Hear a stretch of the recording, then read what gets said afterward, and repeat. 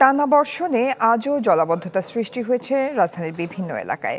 পানি জমেছে অলিগলি থেকে শুরু করে প্রধান সড়কেও, ফলে তীব্র ভোগান্তিতে পড়তে হয় নগরবাসীকে। আবহাওয়া অধিদপ্তর জানিয়েছে বিকেলের পর বৃষ্টি কিছুটা কমতে পারে, তবে বৃহস্পতিবার থেকে আবারও বৃদ্ধি পাবে।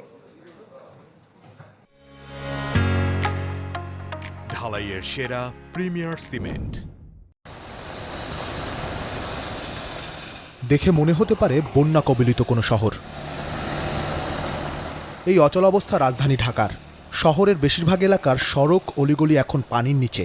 মিরপুর, মোহাম্মদপুর, ধানমন্ডি, বনানী, উত্তরা, যাত্রাবাড়ি সহ বেশিরভাগ এলাকার চিত্র প্রায় একই। দেখেন যেখানে সেখানে ময়লা ফেলতেছে, যেখানে সেখানে কাগজ ফেলতেছি, এই কাগজটা গিয়েই তো ড্রেনের মুখ বন্ধ হচ্ছে। কথাই বলে না, যেমন কর্ম তেমন ফল। আমরা যেমন কর্ম করি তার ফলাফল এই যে ভোগ করতেছি। টানা 2 দিনের বৃষ্টিতে নিউ মার্কেট এলাকায় তৈরি হয় তীব্র জলাবদ্ধতা। এতে বিপাকে পড়েন ব্যবসায়ীরা। তাদের অভিযোগ, পানি নিষ্কাশনের ব্যবস্থা না থাকায় এই দুর্ভোগ। বাইরে যে পানিটা আসে রাস্তার সব পানি আমাকে মার্কেটে ঢুকেছে। আজকে 3-4 দিন ধরে দোকানদারি নাই। বেচা কেনা তো বৃষ্টির কারণে কিছু পানি উঠলে বেচা কেনা হয়ই না, এটা স্বাভাবিক। মাহাজনের লক্সপটে চলতেছে। জলাবদ্ধতার সাথে যোগ হওয়া তীব্র যানজটে নাকাল রাজধানীবাসী।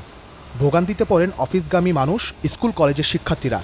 ভাটা পড়েছে রিকশাচালক আর শ্রমজীবীদের আয়ে।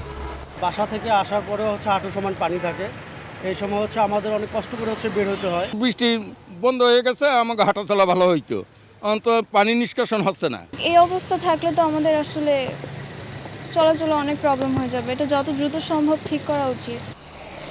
পুরো জুলাই জুড়ে বৃষ্টির প্রবণতা থাকবে বলে জানিয়েছে আবহাওয়া অফিস। এখনও বৃষ্টি হচ্ছে। জুলাই মাস সবচেয়ে বৃষ্টিপ্রবণ মাস এবং এ মাসে বৃষ্টি হওয়াটাই স্বাভাবিক। 13 তারিখ বিকেলের পর থেকে বৃষ্টিপাতের তীব্রতা কিছুটা কমে যাবে। 14 তারিখ 15 তারিখ পর্যন্ত বৃষ্টিপাতের তীব্রতা সারা বাংলাদেশে একটু কমে যাবে, কিন্তু 15 তারিখের পর মৌসুমি বায়ু আবার নতুন করে সক্রিয়তা বৃদ্ধি পাবে।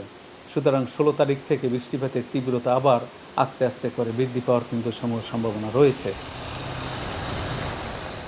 মাত্র কয়েক ঘন্টার মাঝারি কিংবা ভারী বৃষ্টিতে ডুবে যায় রাজধানীর নিউ মার্কেট, আজিমপুর সহ বিভিন্ন এলাকা। বছরের পর বছর পার হয়ে গেলেও নেই কোনো স্থায়ী সমাধানের। আর এতেই ভোগান্তি পোহাতে হচ্ছে সাধারণ মানুষ ও ব্যবসায়ীদের।